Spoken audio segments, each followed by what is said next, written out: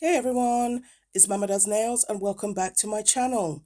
So I received some PR from Modelones, thank you very much. And it's going to be a two-part video. In part one, we're going to talk about this dehydrator and primer set. I love the fact that you can see very clearly the ingredients. There are some directions, you have storage instructions, and also how to contact Modelones in case you have any issues. And what I love is not just the packaging, but I just love all the information. You can see there it's very essential bond for acrylic and UV gel nails. And I will be putting that to a test.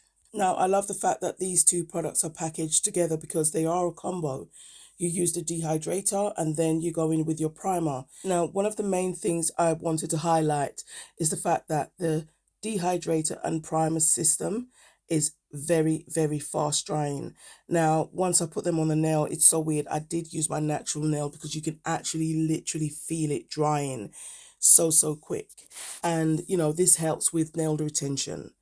What we need is strong adhesion because when we are applying our acrylic or our gel, it will be the thing that determines whether you have long lasting manicure, no lifting or not.